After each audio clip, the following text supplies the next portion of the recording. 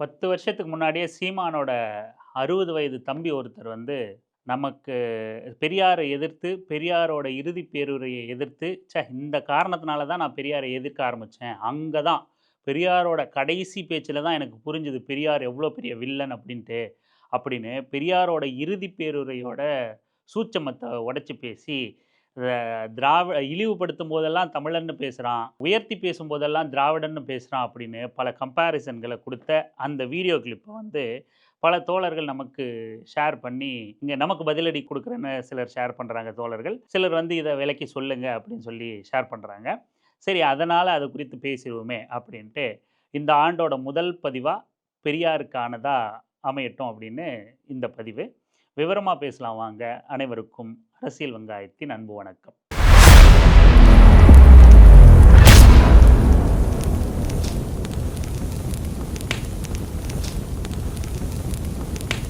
ஒரு சின்ன video clip தான் நமக்கு எல்லாரும் அனுப்புனாங்க. அந்த வீடியோ கிளிப்ப முடிஞ்சா உங்களோட பகிர்ந்துக்கிறேன். இல்லன்னா காப்பிரைட் இஷ்யூ இருந்தாலும் இருக்கும். ஏன்னா அது ஒரு சங்கியான சேனல்ல தான் இருக்கு. அதனால காப்பிரைட் இஷ்யூ வர்றதுக்கும் வாய்ப்பு இருக்கு. முடிஞ்சா கிளிப்ப பகிர்றேன். இல்லன்னா அந்த இமேஜ நான் போடுறேன். அந்த கிளிப்ல வந்து அது வந்து 7/2/2015 அன்னைக்கு வந்து அந்த பேச்சு இருக்கு. கால்டுவெல்லுக்கு எதிராக ஒரு உள்ளரங்கு கூட்டம் வந்து நடந்திருக்கு. கால்டுவெல் மீது வந்து தொடர்ந்து எச் ராஜா கும்பல், சங்கி கும்பல், சங்கிகளோட அடிவருடிகள் வந்து தொடர்ந்து வெறுப்ப கக்குவாங்க. ஏன் அப்படின்னா, சமஸ்கிருதம் துணை இல்லாமல் இந்திய மொழி, இந்தியாவுல பேசக்கூடிய ஒரு மொழி, தமிழ் மொழி இயங்கக்கூடிய ஒரு தனித்துவம் வாய்ந்தது, ஒரு செம்மொழியா தமிழ் இருக்கு அப்படின்னு மொழியியல் ஆய்வு பண்ணி, இந்தியாவுல பேசப்படுற அனைத்து மொழிகளையும் ஆய்வு பண்ணி, பழங்குடியின மக்கள் பேசப்படக்கூடிய மொழிகள் உட்பட அனைத்தையும் ஆய்வு பண்ணி, ஆய்வின் மூலமா வந்து ஒரு நபர் வந்து தமிழ் தன்னிகரில்லாத, தனிச்சிறப்பு கொண்ட, தனித்துவத்தோடு இயங்கக்கூடிய ஒரு மொழி. சமஸ்கிருதத்துக்கும் இதுக்கும் தொடர்பு இல்ல.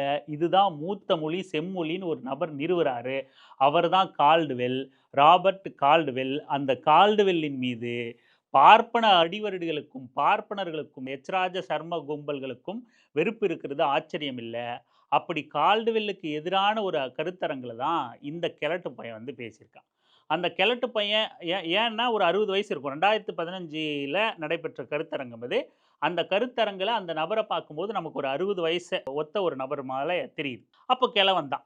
அந்த கெழட்டு பையன நம்ப என்ன பேசுறான் அப்படின்னா, ஏன் நான் மரியாதை குறைவா பேசுறேன்னா, பாருங்க. என்ன சொல்றாரு அந்த நபர்னா, பெரியாரோட இறுதி உரை வந்து டி நகர்ல நடக்குது. அந்த டி நகர் உரைய கேட்க நானும் போயிருந்தேன். அந்த உரையிலிருந்து தான் நான் பெரியார விமர்சிக்கவே தொடங்குனேன். அதுவரைக்கும் கூட நான் பெருசா பெரியார எதிர்க்கல, விமர்சிக்கல, ஆய்வு பண்ணல, அதுல விருப்பம் இல்ல. அந்த இறுதி உரையிலிருந்து தான் நான் வந்து எதிர்க்க தொடங்குறேன். ஏன் எதிர்க்கிறேன் அப்படின்னா, அங்க என்ன சொல்றாரு அப்படி பெரியார் அப்படின்னா, தமிழர்களை எல்லாம் தேவடியா மக்களா விட்டுட்டு நான் சாக போறேனே, இல்ல நான் விட்டுட்டு போக போறேனே, இந்த இழிவு இன்னும் நீங்களேன்னு வருத்தப்பட்டு பேசுறாரு. எவ்வளோ பெரிய அயோக்கியத்தனம். அறம் சார்ந்த நபரா இருந்தா, அறிவு நாணயம் மிக்க நபரா இருந்தா இப்படி பேசுவாரா? நீ திராவிடம் தானே பேசுற. திராவிடர்கள்ன்னு தானே பேசுற. இழிவுபடுத்தும் போதெல்லாம் தமிழர்கள்ங்கிற வார்த்தைய பயன்படுத்துறாரு பெரியாரு. அவரோட புத்தகங்களை எல்லாத்தையும் எடுத்து பாருங்க. இழிவுபடுத்தும் போதெல்லாம் தமிழர்கள்னு பயன்படுத்துறாரு. உயர்த்தி பேசும்போதெல்லாம் திராவிடர்கள்னு பயன்படுத்துறாரு அப்படின்னு சொல்லிட்டு அந்த கிளிப் வந்து அமையுது. இதுல நம்ம 2, 3 விஷயத்த நம்ம கவனிக்க வேண்டியதா இருக்கு. 1, திராவிடர்கள்னா யாரு? திராவிடங்கிற பேர்ல யார் அவர் உயர்த்தி பிடிக்கிறார்? தமிழர்கள மட்டும் தான் அவர் கொச்சையா பேசினாரா? அப்படிங்கிற 2 விஷயத்த நம்ம பார்க்க வேண்டியதா இருக்கு. கூடவே இந்த நபர் வந்து சொல்லக்கூடிய டி நகர் கூட்டத்திலிருந்து தான் நான் எதிர்த்து ஆரம்பிக்கிறேன் அப்படின்னு. யார் அந்த நபர்? என்ன பேரு? அவர் என்ன இயக்க வச்சிருக்காரு? என்ன பின்புலம் தெரியல. நாம அப்படியே மேம்போக்காவே பேசுவோமே. அவரு ஒரு 60 வயது ஒத்த நபரா தெரியிறார். 2015ஓட வீடியோ கிளிப்ல. அந்த அவர் சொல்ற அந்த பெரியாரோட இறுதி பேருரை தியாகராய நகர்ல என்னைக்கு நடக்குது அப்படின்னா, 19/12/1973. ஆக 2000க்குள்ளவே அது ஒரு 30 வருஷம்னு கணக்கு வச்சுக்கங்களேன். 27 வருஷம். இப்போ ஒரு 25 வருஷம். கிட்டத்தட்ட 52 வருஷம் ஆகுது அந்த பேருரை நிகழ்த்தப்பட்டு. அந்த நபர பார்த்தா 2015ல ஒரு 60 வயது நபர் மாதிரி தெரியிறார். அப்போ அவருக்கு 1973ல என்ன வயது ஆயிருக்கணும் அப்படின்னா, ஒரு 5 வயசு ஆயிருக்கும். சரி, இப்போ 2025 வரைக்கும் நம்ம கணக்கு எடுத்துக்கிட்டு, கூட ஒரு 10 வருஷத்த சேர்த்துக்கிறோம் அப்படின்னு வச்சுக்கிட்டா கூட ஒரு 70 வயது நபர். அப்போ அந்த டி நகர் மீட்டிங் நடக்கிறப்ப, பெரியாரோட உரை நிகழ்த்துறப்ப, அந்த நபருக்கு என்ன வயசு ஆயிருக்கணும்னா, ஒரு 15 வயசு. கூடுதலா அவருக்கு ஒரு 5 வயசு எக்ஸ்ட்ரா வச்சுக்கிட்டோம்னாலும் கூட ஒரு 20 வயது நபர். ஆனா அவர் என்ன சொல்ல வரார்ன்னா, அந்த 20 வயதுல அப்ப நான் போய் மீட்டிங்ல பெரியாரோட பேச்ச கேட்டப்ப தான் எனக்கு ஞானம் பொறந்துருச்சு. பெரியார் வந்து கெட்டவர். பெரியார் வந்து தமிழர்களுக்கு எதிரானவர். அந்த பேச்சிலிருந்து தான் நான் பெரியார எதிர்க்க ஆரம்பிக்கிறேன். அதுக்கு முன்னாடி பெரியார பெருசா நான் எதிர்க்கல, ஆய்வு பண்ணல, அப்படி இப்படின்னு சொல்றார். அப்போ 20 வயதுல நீ என்ன இயக்கத்த நடத்திட்டு இருந்த? 20 வயதுல உனக்கு என்ன அப்பேற்பட்ட அறிவு பொங்கி வழிஞ்சிச்சு?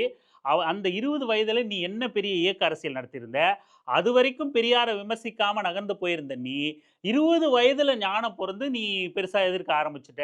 அப்படிங்கிற கேள்வி வருது. அப்போ அந்த புள்ளியிலிருந்தே இந்த நபர் வந்து ஒரு பொய்யர், அயோக்கியத்தனமானவர் அப்படிங்கிறது நமக்கு புரியுது. ஏன்னா, இந்த நபரோட பேச்சு எப்படி இருக்குன்னா, அதுக்கு முன்னாடி ஏதோ பெரிய இயக்கம் கட்டி தமிழர்களுக்கான அரசியல் பேசியிருந்த மாரியும், போராட்டங்கள்ல ஈடுபட்ட மாதிரியும், பெரியார கண்டும் காணாம இப்ப அந்த காலத்துல தமிழரசன், புலவர் கலியபெருமாள்லாம் அவங்க ஒரு புறம் புரட்சிகள்லாம் செஞ்சுகிட்டு இருந்தாங்க. அவங்க சில விஷயங்கள்ல பெரியாரோட முரண்பட்டாங்க. இருந்தாலும் அவர் தமிழ் தேசியத்திற்கான நபர், தமிழ் தேசியத்த பேசுறார், தனித்தமிழ்நாடு பேசுறார், தமிழர்களோட இழிவ நீக்க பேசுறார் அப்படிங்கிறதுனால, பெரிய விமர்சனங்கள அவங்க மீதோ, அவங்களுக்கு எதிரான அரசியலே பண்ணாம, 2 பேரோட நோக்கமும் ஒண்ணா தான் இருந்துச்சு. தமிழரசனோட நோக்கமோ, கலியபெருமாளோட நோக்கமோ, பெரியாரோட நோக்கமோ ஒண்ணு தான் இருந்துச்சு. சில கருத்து முரண்பாடுகள் இருந்தாலும், நோக்கமும், இலக்கும் ஒண்ணா தான் இருந்துச்சு. அதனால அவங்க பெரிய கிளாஷ் எல்லாம் இல்ல. அவர எதிர்த்து பரப்புரை பண்ண வேண்டிய வேலையெல்லாம் அவங்களுக்கு இல்ல. அவங்க ஒரு புறம் தமிழ் தேசியத்திற்கான வேலைகள, முன்னெடுப்புகள செஞ்சுட்டு இருந்தாங்க. புரட்சி, கிளர்ச்சிய பண்ணிக்கிட்டு இருந்தாங்க. அப்படி ஏதாவது இந்த கிழட்டு பயல் பண்ணிட்டு இருந்தானா அப்படின்னா கிடையாது. ஒரு 20 வயது நபர். ஆனா அவன் பேச்சு எப்படி இருக்குன்னா, ஏதோ 50 வருடங்களுக்கு மேல இயக்கத்த கட்டி தமிழர்களுக்கான உரிமைக்காக பேசிட்டு இருந்த மாதிரியும், பெரியார ஏதோ கண்டும் காணாம ஏதோ பேசுறாரு அப்படின்னு நம்பிக்கிட்டு இருந்த மாதிரியும், அவரோட கடைசி பேச்சுல தான் அவர இவன் புரிஞ்சுகிட்ட மாதிரியும், இங்க வந்து கதை விட்டுக்கிட்டு இருக்கான். இந்த கெழட்டு நாயி இந்த வயசுலயும் இப்படி பொறுக்கி தின்ற மாதிரி பேசிக்கிட்டு இருக்கான்னா, இவனோட யோகிதைய நம்ப இந்த இந்த மேம்போக்கா பார்த்தோம்னாலே புரியுது. அப்படி தேவைன்னா அந்த ஆள் யாரு? என்ன? வயசு என்ன? அப்படின்னு இன்னொரு முறை ஆய்வு பண்ணியும் யாராவது மறுப்பு தெரிவிக்க தயாரா இருந்தா பேசுவோம் இன்னொரு முறை கூட. இப்ப 2வது விஷயம். அந்த நபர் பேசின தமிழர்கள தேவடியா மக்களா விட்டுட்டு போறேன். திராவிடர்கள் நீ ஏன் சொல்ல? உனக்கு அறிவும், நாணயமும் இருந்தா நீ ஏன் திராவிடர்கள்ன்னு பயன்படுத்தல? இழிவுபடுத்தும் போதெல்லாம் தமிழர்கள்ன்னு பயன்படுத்துற அப்படின்னு. பெரியாரோட அந்த இறுதி உரை, இறுதி பேருரை, மரண சாசனம் அப்படின்னே சொல்லுவாங்க. அந்த பேருரை வந்து வரலாற்று சிறப்பு மிக்க பேருரை. அத்தன பேரும் நம்ம நிச்சயம் கேட்டாகணும், படிச்சாகணும். அப்பேற்பட்ட சிறப்பு வாய்ந்த பேருரை. அவரோட அரசியல் எத நோக்கி இருந்துச்சு, எத நோக்கி கூர்மையா செயல்பட்டுச்சு, யார எதிரியா நிப்பாட்டினாரு அப்படின்னு அத்தன தகவல் இருக்கு. ஒரு தனி பதிவாவே நம்ம அவரோட இறுதி பேருரையோட ஹைலைட்ஸா இல்ல முழு பேருரையுமே கூட உங்களோட பகிர்ந்துக்கும் அடுத்த சந்தர்ப்பத்துல. ஆனா இப்ப நம்ம இந்த நபர் மாதிரியான மனநிலையில உள்ளவங்களுக்கு சொல்லணும். தமிழர்கள தேவடியா மக்கள்னு சொல்லிட்டாருன்னா, அந்த பேருரை முழுக்க முதல்ல அந்த பேருரையே எதுக்கானது அப்படின்னா, அவரோட கடைசி கூட்டமே எதுக்கானது அப்படின்னா, தமிழர் சமுதாய இழிவு ஒழிப்பு மாநாடு அப்படின்னு வந்து டிசம்பர் 9, 8ஆம் தேதி, 9ஆம் தேதி 1973வது வருடம் பெரியார் திடல்ல வந்து ஒரு மாநாடு நடக்குது. அந்த மாநாட்டுல சில தீர்மானங்கள் நிறைவேற்றப்படுது. அந்த தீர்மானங்கள விலக்கி பேசக்கூடிய பொதுக்கூட்டமா தான் தியாகராய நகர்ல அந்த இறுதி பேருரை நிகழுது. என்ன மாநாடு? தமிழர் சமுதாய இழிவு ஒழிப்பு மாநாடு. திராவிடருக்கு ஏன் தமிழர்களோட இழிவ ஒழிக்க தேவை இருக்கு? காலம் ஃபுல்லா ஒரு ஈரோட்ல பிறந்த தந்தை பெரியார தொடர்ந்து இவனுங்க எல்லாம் கன்னடர்னோ, தெலுங்கர்னோ, இவர் தமிழர் கிடையாதுன்னோ பிரச்சாரம் பண்ணி சில இளைஞர்கள முட்டாள்களா மாத்தி வச்சிருக்காங்க. ஈரோட்ல பிறந்தவர் யார்றா உனக்கு? நீ ஜாதிய வச்சு மூத்திரன் டெஸ்ட் எடுத்து தான் நீ இவன் எந்த இனம்னு கண்டுபிடிக்கிற அப்படின்னா, உனக்கு அவர் மாற்று இனத்தவரா தெரியலாம். எங்களுக்கு அவர் தமிழர் தான். ஈரோட்ல பொறந்த ஒருத்தர் எப்படி நாங்க எங்க காலம் முழுக்க எங்களுக்காகவே பேசின, எங்களுக்காகவே உயிர் வாழ்ந்த, எங்களுக்காகவே போராடின, எங்களுக்காகவே சிறை சென்ற, எங்களுக்காகவே பல துன்பங்கள அனுபவித்த, சாகும் தருவாயில கூட, அந்த இறுதி பேருரையில கூட கிட்டத்தட்ட 1 மணி நேரம் அந்த பேச்சு. 40வது, 48வது நிமிஷம்னு நெனைக்கிறேன். 48வது நிமிஷம்னு நெனைக்கிறேன். அவர் பேசும்போதே, "அம்மா, அம்மா, ஐயோ!"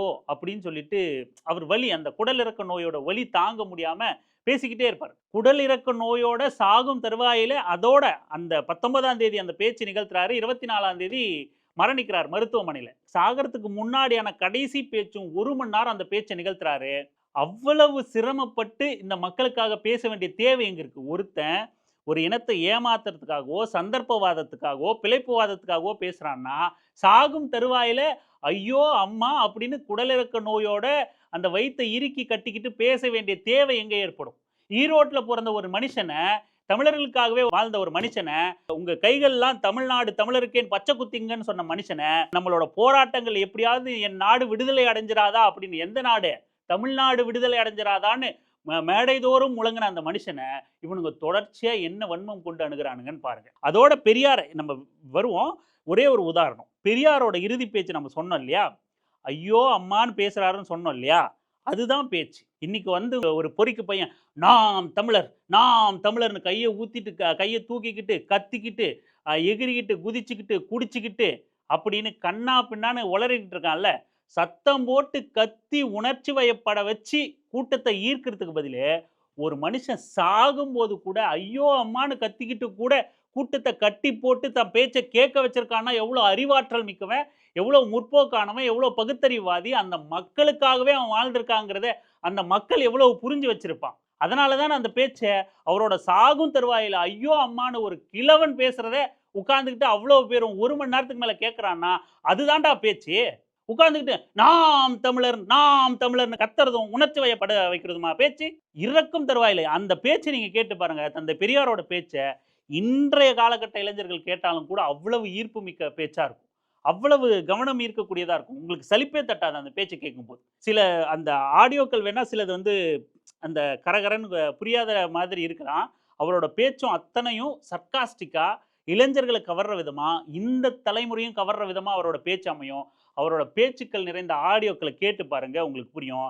இந்த கிறுக்கு பையன், கிழட்டு பையன், இனத்துரோகி சீமான் வந்து கத்திக்கிட்டு இருக்கானே, அவனும் கிழவன் தான். அவனும் 60 வயத கடந்தவன் தான். சீமானும் கிழட்டு பையன் தான். இந்த கிழட்டு பையன் அவன் வயச மறைக்கவும், அவன் உயரத்த மறைக்கவும், அவன்கிட்ட கருத்து இல்லங்கிறத கண்டுபிடிச்சுருவாங்கங்கிறதுனால தான், தொடர்ந்து அவன் கத்தி கத்தி பேசிக்கிட்டு இருக்கிறதுக்கான காரணம். இப்ப விஷயத்துக்கு வருவோம். இப்படி தொடர்ந்து அந்த இறுதி பேருரையில வந்து தமிழர்களோட இழிவு நீங்கிறதுக்கான போராட்டங்கள முன்னெடுக்கிறதுக்கான பேச்சா தான் அது இருந்துச்சு. எல்லாரும் 5000 பேர், 10,000 பேர் சிறைக்கு போலாம் வாங்க. நாம சட்ட எரிப்பு போராட்டத்திலிருந்து அனைத்து போராட்டங்களையும் 25ஆம் தேதியிலிருந்து முன்னெடுக்கிறோம். எல்லாரும் தயாரா இருங்க. சொல்றத செய்ய தயாரா இருக்கணும். நம்மள அடிக்க வருவான், உதைக்க வருவான். யாரும் திருப்பி அடிக்காத. யாரும் மீசைய முறுக்காத. காவல்துறை வரும். காவல்துறை நம்மள அடிக்கிறவன கொஞ்சமா அடிக்கிற மாதிரி பார்த்துக்கும். ஜெயிலுக்கு போனா போறோம். அங்க போய் சோறு போடாம நம்மள சாவடிச்சிட போறான்.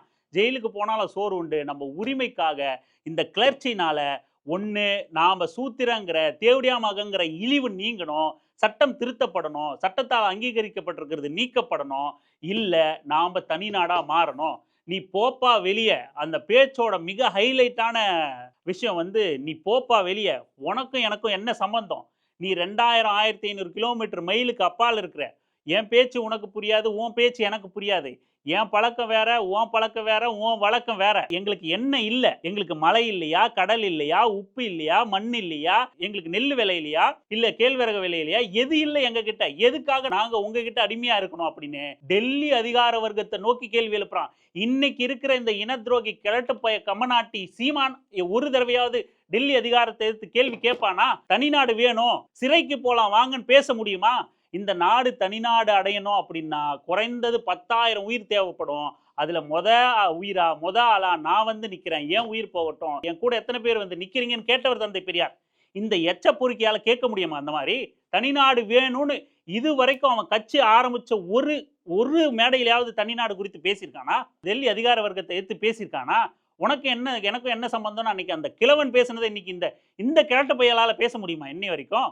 ஆக இவனுக்கு எவ்வளவு நேக்கா தமிழர் திராவிடர் அப்படிங்கிற குழப்பத்தை ஏற்படுத்துறாரு. அந்த மாநாடே தமிழர் இழிவு நீங்க வேண்டும்ங்கிற மாநாடு. அப்ப யார் தமிழர் இழிவோட இருக்காங்கிறத உணர்த்தணும் இல்லையா? தமிழன் இழிவோட இருக்கான், இழிவை சுமந்துகிட்டு இருக்கான் அப்படின்னு தெரியப்படுத்தாம எப்படா தமிழனோட இழிவு நீங்கும்? தமிழனை சூத்திரன் எழுதி வச்சிருக்கான். நீ இந்துவா ஏத்துக்கிட்ட, உன்னை இந்துவா சட்டப்படி மாத்திட்டான். இந்துன்னா அங்க 2 ஜாதி தான், 2 பிரிவு தான் இருக்குன்னு சொல்றான். ஒன்னு பிராமணர்கள், இன்னொன்னு சூத்திரர்கள். சூத்திரன்னா பாப்பானுக்கு தேவடியா மகன் எழுதி வச்சிருக்காங்கிறத அந்த இழிவு நீங்கணும்னு போராட்டத்துக்கு அறைகூவல் விடுற மனுஷனை இழிவா சொல்லும் போதெல்லாம் தமிழன்னு சொல்றாரு, உயர்வா பேசும் போதெல்லாம் திராவிடன் சொல்றாரு. சரி, திராவிடர்னா யாரு? திராவிடர்னா யாரு? உங்க பார்வையில திராவிடர்னா யாரு? இப்போ தமிழர்களை இழிவுபடுத்துறார் தந்தை பெரியாரு. திராவிடர் உயர்த்தி பேசுறாருன்னா யாரு திராவிடர்? தெலுங்கர்கள் திராவிடர்களா? சரி, தெலுங்கர்கள் நீ திராவிடர்ன்னு நீ சொல்ற அப்படின்னா, இங்க இந்த கெல்ட்டு கமநாட்டு இன துரோகி சீமான் இருக்கான் இல்லையா? அதே போல அங்க ஒருத்தன் வந்து, "எங்கள ஏன்டா திராவிடன்னு சொல்ற? நாங்க தெலுங்கர்கள், தெலுங்கு மொழி பேசக்கூடியவர்கள். நாங்கள் தெலுங்கர்கள்" அப்படின்னு தெலுங்கர்கள் கட்சின்னு ஒருத்தன் உருவாக்க மாட்டானா? எங்களுக்கும் திராவிடத்துக்கும் சம்மந்தம் இல்லன்னு அவன் சொல்ல மாட்டானா? சொல்ல மாட்டானான்றது இல்ல. இதுவரைக்கும் யாருமே தங்கள திராவிடர்களா ஏத்துக்கல. எப்படி நீ தெலுங்கர்கள திராவிடர்ன்னு சொல்லுவ? இங்க நீ தமிழர்ன்னு சொல்ற மாரி, அங்க அவன் தெலுங்கர்ன்னு சொல்லிப்பான். ஒருவேளை கன்னடன நீ திராவிடன்னு சொல்வியா? அவனும் நாங்க கன்னடர்கள்ன்னு சொல்லுவான். எங்கள ஏன் நீ திராவிடர்கள் சொல்றன்னு அங்க ஒரு கூட்டம் கிளம்பும். மலையாளிய நீ திராவிடன்னு சொல்வியா? அவனும் நாங்க மலையாளிகள், எங்கள ஏன் நீ திராவிடர்ன்னு சொல்றன்னு சொல்லுவ. அப்ப இவங்க யாருமே தங்கள திராவிடர்கள்ன்னு ஏத்துக்கலன்னா, யாருக்குமே திராவிடங்கிறது பொருந்தாதுன்னா, இவரு யார உயர்த்தி பிடிச்சுட்டார் நீ சொல்ற நீ கெல்ட்ட பைய? திராவிடர்கள உயர்வா பேசுறாரு அப்படின்னா, எந்த திராவிடர்கள யார் அவங்க திராவிடர்கள்னா யாரு? உன்னோட கணக்குப்படி, உன்னோட பார்வைப்படி தமிழர்கள் திராவிடர்கள் இல்ல. அதே போல தெலுங்கர்கள் இல்ல, கன்னடர்கள் இல்ல, மலையாளிகள் இல்ல. யார் திராவிடர்கள்? அப்ப தந்தை பெரியார் யார உயர்த்தி பேசினாரு? திராவிடர்கள்னா எந்த ரீதியில அவர் பேசினார்னா, எந்த பார்வை கொண்டு அணுகுனார்னா, இந்து மதத்த, சனாதனத்த ஏத்துக்காதவன் திராவிடன். தமிழன்ங்கிற பேர்ல நீ சனாதனத்த, இந்து மதத்தை ஏத்துக்கிற, சட்டமும் அதான் சொல்லுது. ஏத்துக்கிட்ட அப்படின்னா நீ சூத்திரனா மாறிடுவ. சூத்திரத்தன்மையை ஏத்துக்காதவன் திராவிடன் அப்படின்னு தானே சொல்ல முடியும். அப்போ ஏத்துக்காதவன் திராவிடனா இருந்தா, திராவிடன் வந்து இழிவில்லாதவனா தான் பார்க்க முடியும். தமிழன் அந்த சூத்திரத்தன்மையை ஏத்துக்கல அப்படின்னா, இந்து மதத்தை ஏத்துக்கலன்னா அவன் திராவிடனா மாறிடுறான். இங்க ஒரு காலத்துல திராவிடங்கிறது இனமா இப்பவும் இனம்னு நீங்க சொல்லலாம். இனமா பார்க்கப்பட்டிருக்கலாம். அந்த இனம்ங்கிற அந்த விஷயத்த இன்னி வரைக்கும் மற்ற மொழிவழி தேசிய இனங்கள் யாருமே ஏத்துக்கலையே. திராவிடம் அப்படிங்கிறது ஒரு ரேஸ் அது. மற்றபடி மொழிவழி தேசிய இனங்கள் இருக்கு, இனவழி தேசிய இனங்கள் இருக்கு. அதுல திராவிடங்கிறது இனம். தமிழர்கள், தெலுங்கர்கள், கன்னடர்கள்ங்கிறது மொழிவழி தேசிய இனம். எப்படி அம்பேத்கர் இந்தியா முழுக்க நம்ம திரும்ப திரும்ப சொல்றோம். அம்பேத்கரும் சொல்லியிருக்காரு, கால்டுவெல்லும் சொல்லியிருக்காரு. இந்தியா முழுக்க பேசப்பட்ட மொழி தமிழ் மொழி. அப்போ நம்ம இந்தியா முழுக்க நாகர்கள்ங்கிற இனம் இந்தியா முழுக்க தமிழ் மொழியை பேசியிருக்கு. இந்தியா முழுக்க பரவி வாழ்ந்த இனம் இன்னைக்கு சுருங்கி போய் பல ஆதிக்கத்தினாலும், படையெடுப்புகளாலையும், சமஸ்கிருதம், ஆரிய பார்ப்பனர்கள் போன்ற படையெடுப்புகளாலையும் இன்னைக்கு தமிழ் மொழி அழிக்கப்பட்டு சுருங்கி தமிழ்நாட்டு அளவுல வந்து நின்றுருக்கு. இந்த மாதிரியான கிழட்டு கபோதிகள், இன துரோகிகள் வந்து மீண்டும் மீண்டும் அந்த ஆரிய இழிவு நம் மீது திரிக்கப்பட்டு, சமஸ்கிருத திணிப்பு ஏற்படுத்தப்பட்டு, இந்தி திணிப்பு ஏற்படுத்தப்பட்டு, தமிழ் மொழி அழிக்கப்படுவதற்கு துணை நிற்கிறவங்க தான் இந்த கபோதிகள், இந்த இன துரோகிகள். சீமான் மாதிரியோ, இல்ல சீமானுக்கு 10 வருஷம் முன்னாடி சீமானோட தம்பியா பேசியிருக்கான அந்த கெழட்ட பையன். அவன் மாதிரியோ நபர்கள் வந்து கால்டுவெல்ல எதிர்க்கிறதும், தந்தை பெரியாரை எதிர்க்கிறதும் யார் அப்படின்னா, ஆரிய பார்ப்பனர்களை தூக்கி பிடிச்சி அவனோட ஆதிக்க மொழியான சமஸ்கிருதத்தை தமிழுக்கு உயர்வா தூக்கி பிடிக்கக்கூடிய இந்த துரோகிகள் தான் இந்த வேலையை செய்வாங்க. ஆக திராவிடர்கள்னு அப்படின்னு யாரும் தனியா இல்ல. நம்ம எல்லாருமே திராவிடர்கள் தான். தந்தை பெரியார் திராவிடத்தை தூக்கி பிடிச்சது கருத்தியல் நோக்குல. எவன்லாம் ஆரிய இழிவை ஏத்துக்கலையோ அவன்லாம் திராவிடன் அப்படின்னு சொல்லிட்டு, அதன் அடிப்படையில தான் ஆரிய திராவிட போராட்டம் அதை கூர்மைப்படுத்தினாரு. டெல்லி அதிகாரத்துக்கும் தமிழினத்துக்கும் திராவிடத்துக்கும் எதிரான போராட்டம் அதை கூர்மைப்படுத்தினாரு. தமிழ்நாடு தனிநாடு ஆகணும், தமிழ்நாடு விடுதலை பெறணும், ஒண்ணு சாதி இழிவு நீங்கணும், இல்ல தமிழ்நாடு விடுதலை பெறணும் அப்படிங்கிற கொள்கையில உறுதியா இருந்தவர். இங்க இருக்கிற இந்த மாதிரியான கிழட்டு கபோதிகளும் இன துரோகிகளும் எவனாவது இன்னைக்கு அதை பேச துணிச்சல் இருக்கா அப்படின்னா, எவனுக்கும் அந்த துணிச்சல் இல்லவே இல்லை, கிடையவே கிடையாது. அவனுங்கெல்லாம் பாப்பான் காலடியை நக்கி தின்னுகிட்டு இருக்கிற நாய்கள் அப்படிங்கிறது தான் நம்ம மீண்டும் நினைவுபடுத்த விரும்புகிறோம்.